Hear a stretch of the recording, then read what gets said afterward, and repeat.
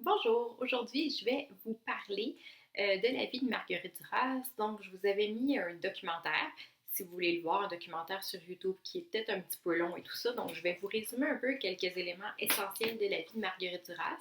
Euh, c'est possible que vous voyez des fois d'autres biographies d'elle, puis que des dates soient un peu différentes parce que elle était un petit peu comme mon Romain Gary. Des fois, elle invente un peu des choses sur sa vie, mais je vais juste aller à l'essentiel. Je vais vous envoyer un document aussi, comme ça, vous avez juste à m'écouter aujourd'hui, là, vous n'avez pas nécessairement besoin de prendre de notes. D'ailleurs, des fois, je vais regarder un petit peu par là pour voir mes notes parce que je ne veux pas oublier des choses. Donc, elle est née en 1914, en même temps que Romain Gary. Là, les deux étaient amis d'ailleurs plus tard. C'est assez drôle. Et elle est née, pas en France, en Indochine. L'Indochine, hein, c'était une colonie qui appartenait à la France. Elle est née près de Saigon, au Vietnam.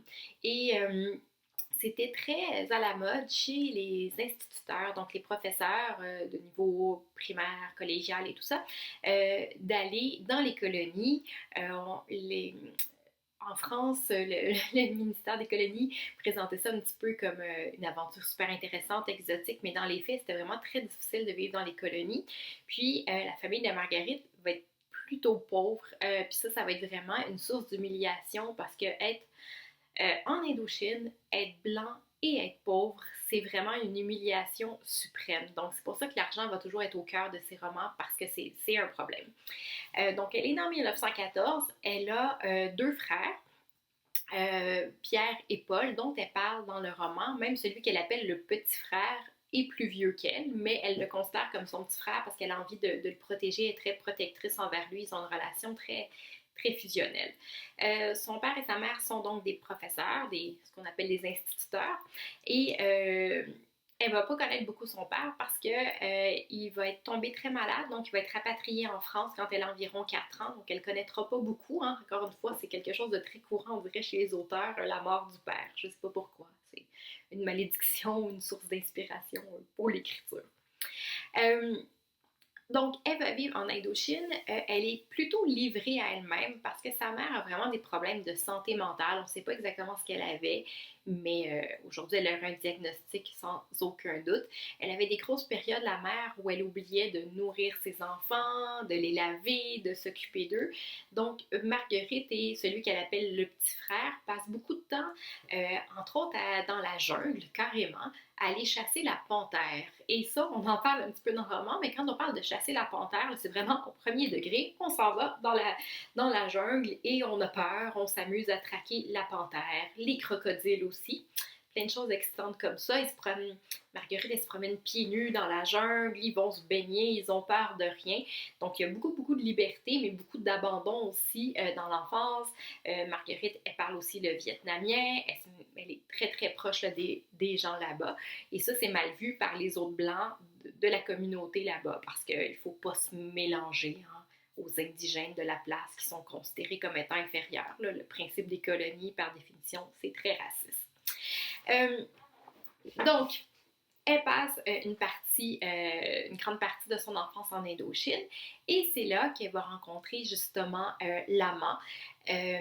Donc, elle a vraiment rencontré un homme d'origine chinoise qui était plus vieux qu'elle, avec qui elle a eu une relation et sa mère était quand même au courant, puis elle acceptait ça parce que sa mère voulait que Marguerite ramène de l'argent à la maison. Donc, c'était vraiment une relation qui était très proche de la prostitution, pardon, ça veut pas dire qu'elle n'a pas aimé l'amant ou eu du plaisir avec lui, quoi que ce soit, mais c'était vraiment le besoin d'avoir de l'argent. Il l'aidait financièrement et la famille en avait besoin, donc c'est pour ça que la mère laissait faire un petit peu. Euh, ça, c'est en gros pour son adolescence. On le voit plus dans le roman, donc je ne vais pas trop m'étendre là-dessus. Dans le roman, vous allez peut-être voir, il y a un passage où elle parle d'une mendiante qui est folle et qui court derrière elle et tout ça. Mais c'est un événement qui est réellement arrivé. Il y avait une mendiante près d'où elle habitait. Et cette mendiante-là, elle était réputée comme étant folle, puis elle avait souvent des enfants qu'elle abandonnait. Puis pour Marguerite Duras, c'est comme si cette mendiante-là représentait la folie. Donc chaque fois, elle revient souvent dans plusieurs romans. Chaque fois qu'elle est là, c'est toujours cette idée-là qu'elle a peur de devenir folle elle-même, Marguerite Duras. Donc elle devient la mendiante, le symbole de la folie. Autre chose aussi dont j'ai oublié de parler, qui est liée à son enfance et dont on parle dans le roman, c'est quand on parle de la concession. La concession que la mère a achetée et elle s'est fait avoir en l'achetant. En fait, la concession, c'est tout simplement une terre que la mère a voulu acheter pour faire de l'argent, pour planter du riz, donc avoir des rizières. Et elle s'est fait complètement avoir. On lui a vendu une terre qui était incultivable parce qu'inondable. Elle était inondée constamment, cette terre-là, par le Pacifique. Donc, c'est pas possible de faire pousser quelque chose quand il y a l'océan qui arrive toujours dessus. La mère a perdu presque toutes ses économies là-dedans.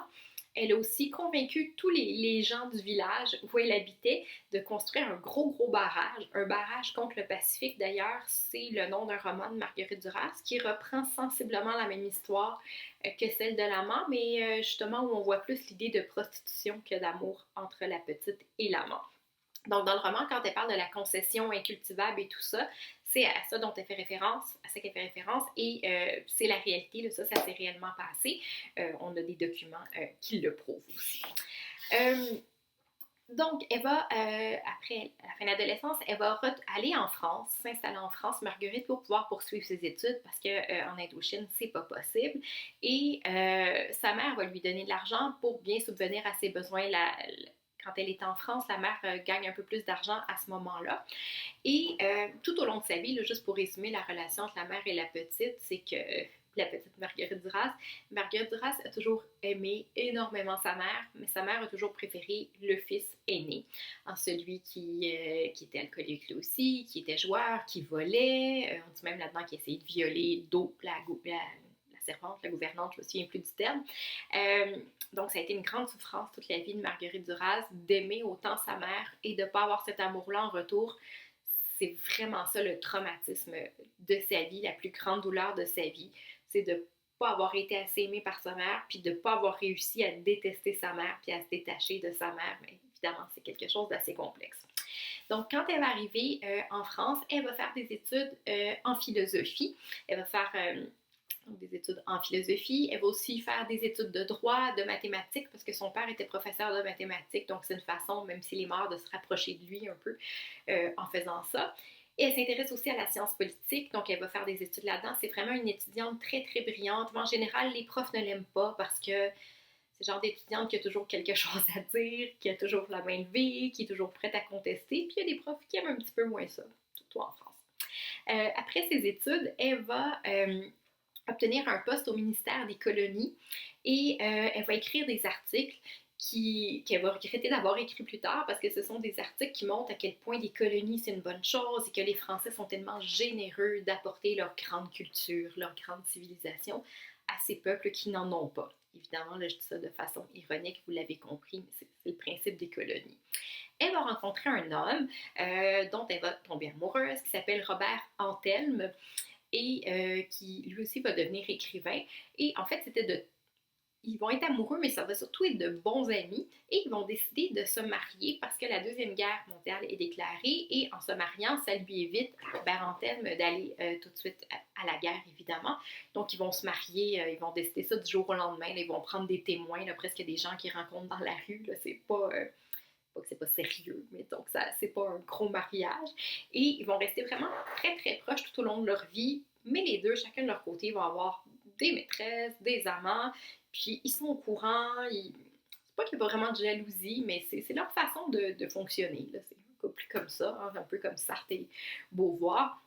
Et Marguerite aime beaucoup être entourée de gens et d'hommes, surtout très intelligents, des intellectuels. Donc, dans leur appartement, ils font vraiment plein de réceptions, de soirées où ils parlent avec plein de gens. Donc, elle va commencer à écrire à ce moment-là aussi. Euh, donc, ils sont toujours au cœur de la vie intellectuelle. Puis, durant la Deuxième Guerre mondiale aussi, ils vont offrir leur appartement pour cacher parfois des gens qui étaient menacés par les Allemands, parce que Paris, ils sont installés à Paris et c'est sous occupation allemande, donc avait été impliqué énormément dans la résistance. Et son mari, Robert Antelme, va être justement fait prisonnier et envoyé dans un camp de concentration. D'ailleurs, il va écrire un roman qui s'appelle L'espèce humaine, qui raconte son expérience en camp de concentration. Et honnêtement, c'est le roman le plus troublants que j'ai lus de ma vie. Là, ça m'a pris du temps à m'en remettre, vraiment. C'est intéressant, mais c'est pas quelque chose que je vous suggérais en ce moment de lire, là, parce que c'est trop triste. Pardon, je vais juste tourner ma page. Donc, ils vont être séparés durant évidemment cette guerre. Et Marguerite aussi, avant qu'il soit parti, pardon, là, je suis un petit peu mélangée, elle va tomber enceinte et c'était son rêve d'avoir un enfant. Elle voulait vraiment avoir un enfant. Pour elle, contrairement par exemple à Simone de Beauvoir, c'était la maternité était nécessaire pour être véritablement une femme. Là, évidemment, elle a plein de positions assez étranges, mais ça, c'était très présent chez elle. Elle va tomber enceinte, puis elle va tout faire. Là, on est sous occupation allemande pour bien s'alimenter quand même, pour que son enfant soit en forme. Mais malheureusement, quand elle va accoucher, elle va aller à l'hôpital et l'enfant va être mort-né. Donc, il va mourir vraiment. Il va être mort même avant la naissance. Et c'est un événement qui va vraiment la traumatiser aussi parce que à l'hôpital, ce sont des religieuses qui s'occupent des femmes qui accouchent et les religieuses vont lui dire que c'est sa faute si l'enfant est mort, qu'elle s'en est pas bien occupée et ils vont lui même enlever, là, on donnait une orange à toutes les femmes qui venaient d'accoucher parce que les oranges là, à cette époque-là, c'est quelque chose de rare et de précieux. Puis on va lui retirer l'orange en disant mais tu ne mérites pas ça, t'es pas une vraie mère. Donc à partir de ce moment-là, pour Marguerite Duras, là, la religion, ça va être fini. Elle voudra plus rien savoir de ça et ça ne changera pas au cours de sa vie, là, même quand elle va être mourante. C'est durant aussi la Deuxième Guerre mondiale que son petit frère, là, celui qu'elle appelle le petit frère, va mourir. Et ça aussi, même s'ils n'étaient plus tellement en contact, c'est quelque chose qui va évidemment la marquer. Donc là, je vous disais, je reviens tout à l'heure, donc son mari, Robert Antelme, est envoyé en camp de concentration. Elle n'aura pas de nouvelles de lui, elle va s'inquiéter, puis finalement, il va être retrouvé au moment de la libération des camps de concentration, mais il est dans un état tellement lamentable que juste même être dans une voiture, ça peut être dangereux pour lui. S'il y a des trop gros chocs, là, son cœur peut lâcher. Finalement, on va réussir à le ramener à Paris chez Marguerite Duras. Il va être soigné grâce à un médecin qui connaissait bien les problèmes de malnutrition, mais il est tellement maigre qu'elle ne le reconnaît pas. Elle crie en le voyant, elle ne peut pas imaginer que c'est son mari. Puis, à partir de ce moment-là, il va se rétablir, mais leur relation va être un petit peu différente. Là, ils vont être vraiment plus amis qu'amoureux. Et elle va commencer une relation avec un autre homme avec qui elle va avoir un enfant. Et finalement, ils vont divorcer parce que, évidemment, avoir un enfant quand on est marié à quelqu'un d'autre, c'est un peu compliqué à cette époque-là. Donc ça, c'est pour un peu la vie amoureuse. Pour ce qui est de la personnalité aussi de Marguerite Duras, c'était vraiment une personne assez narcissique. Quand je vous ai présenté Romain Gary, je vous disais, vous allez voir, Marguerite Duras lui ressemble. Marguerite Duras, elle parlait d'elle à la troisième personne. Elle pensait qu'elle était géniale, elle le disait. Hein. Elle disait, je pense, il se trouve que j'ai du génie, mais j'y suis habituée. Quelque chose comme ça. Donc, elle n'est pas très, très humble. Et très tôt, l'alcool va jouer un grand rôle dans sa vie. Entre autres, elle va avoir une liaison pendant un long moment avec un homme qui était lui-même alcoolique et ça va vraiment l'entraîner encore plus loin dans son alcoolisme. Mais évidemment pas quand elle était enceinte, c'est garder une petite gêne. Comme je vous disais, elle va être enceinte donc, d'un autre homme qui s'appelle Dionys Mascolo et elle va avoir un enfant avec lui. Et cet enfant-là va être en bonne santé et pour elle, être mère, ça va être un grand bonheur dans sa vie. Elle va bien s'occuper de son fils. Elle va continuer à écrire, puis elle a vraiment beaucoup de plaisir à être une mère, à cuisiner pour lui aussi. Elle a un côté très domestique en même temps. C'est assez drôle. Elle va jamais vivre avec le père de son enfant. Ils vont avoir une relation très tumultueuse, là, un peu comme tout au long de la vie de Marguerite Duras. Elle va s'impliquer dans le Parti communiste aussi, hein, d'un point de vue politique. Comme bien des auteurs à cette époque-là, on était intéressé beaucoup par le communisme. Mais elle va se faire mettre à la porte du Parti communiste parce que les gens trouvent qu'elle est trop fatigante, qu'elle prend trop de place dans le Parti communiste, donc on va la mettre à la porte carrément. Elle va commencer à publier plein de romans, là, je ne vais pas tous vous les nommer, je vais vous envoyer de toute façon une liste avec tous ces détails-là, là, c'est plus au vous parle en général. Elle va publier beaucoup, elle n'est pas tellement prise au sérieux dans le milieu littéraire parce que souvent ce qu'on va dire c'est « Ah, elle écrit bien pour une femme, elle écrit des textes pour les femmes ». c'est bien. Même les hommes de son entourage vont l'encourager, mais toujours en ayant en tête que ce qu'elle écrit, c'est pour les femmes, hein, parce qu'évidemment, un homme intelligent, pourquoi il lirait le texte d'une femme? Hein, il peut rien apprendre, c'est pas intéressant. C'est juste la moitié de l'humanité, évidemment. C'était mon petit commentaire. Euh, donc, elle va toujours avoir un peu là, de frustration vers le milieu littéraire qui ne la prend pas tellement au sérieux. Elle va aussi faire des films. En fait, elle forçait des fois carrément ses amis et des membres de sa famille à jouer dans ses films. Elle les invitait, elle avait une sorte de château, là, une grande maison, elle les invitait chez eux. Puis elle les nourrissait, puis elle disait, ben, en échange du fait que je te nourrisse, tu vas jouer dans mon film. Donc, elle laissait pas vraiment le choix aux gens. Euh, à la fin de sa vie, quand elle va être vieille, elle va faire la rencontre d'un autre homme qui va changer sa vie. Il s'agit de Jan Andrea, qui était un de ses grands fans, qui lui écrivait des lettres. Puis un jour, elle va lui dire, ben, j'aimerais te rencontrer, et ils vont se rencontrer. Et elle va tomber vraiment complètement amoureuse de lui. Il est vraiment jeune, je pense qu'il est dans la vingtaine, puis elle est plutôt dans la soixantaine. Et petit détail, il est homosexuel, donc ça nuit un peu à leur relation amoureuse, mais elle est d'une certaine façon persuadée que c'est pas si grave que ça, qu'ils soient homosexuels, qu'ils pourraient peut-être l'aimer. Donc, il va avoir une relation super fusionnelle des deux, très troublante. Il va souvent écrire pour elle des textes, elle va les dicter, puis il va les écrire, parce qu'elle elle est tellement alcoolique que sa main tremble trop, là, sa main tremble tout le temps, elle peut pas écrire. Donc, il va écrire pour elle, et ils vont rester ensemble là, jusqu'à la fin de sa vie. Et la fin de sa vie est quand même plutôt triste parce que justement, c'est toujours ponctué de séjours à l'hôpital, de coma, parce qu'elle est toujours prise dans des problèmes d'alcool. Elle essaie de se guérir, elle a la volonté, mais on dirait que c'est pas vivre autrement. Et c'est ce qui va finir par la tuer à long terme. Donc, elle va mourir en 1996 après avoir écrit énormément de textes, entre autres, donc évidemment, L'Amant en 1984. Et L'Amant va avoir énormément de succès, je vous l'avais dit. Elle va avoir le prix Goncourt pour L'Amant, qui est le prix le plus prestigieux ou presque dans la littérature. Et on va même faire un film à partir du roman L'Amant. Donc pas le roman, pardon, le film L'Amant de Jean-Jacques Hano. Elle va collaborer avec lui au départ pour le projet de film, puis après elle va dire oh non, c'est pas très bon, elle va se détacher de ce film-là qui va avoir un grand succès. Puis en 1991, elle va décider d'écrire un autre roman qui raconte encore une fois cette histoire-là de l'amant, qui va s'appeler L'Amant de la Chine du Nord. Puis en fait, elle écrit ça parce qu'elle avait besoin d'argent, puis elle voulait un peu profiter de la popularité du film L'Amant. Donc, le roman va avoir du succès, mais beaucoup moins que celui-ci là, que vous êtes en train de lire, L'Amant. Et comme je vous disais, elle va mourir en 1996, évidemment de problèmes de santé qui sont assez typiques chez quelqu'un qui est alcoolique. Donc là, je voulais juste, dans le fond, vous présenter un petit peu les éléments les plus importants de sa vie. Je vais vous donner un document, je vous l'ai peut-être déjà donné au moment où vous regardez ça, avec vraiment les dates importantes de sa vie. Mais ce qu'il faut retenir de sa personnalité, c'est que c'est un peu comme Romain Gary, justement. C'est quelqu'un qui était très narcissique. Elle pouvait être assez méchante assez souvent, mais elle avait tellement de charisme, de charme, que les gens, on dirait, étaient prêts à tout lui pardonner. C'est souvent le cas, ce qui est assez étrange. Et elle était consciente qu'elle devenait un personnage elle-même. Elle s'habillait toujours de la même façon. C'était un peu une minimaliste avant la mode, si on veut. Elle portait toujours les mêmes types de vêtements.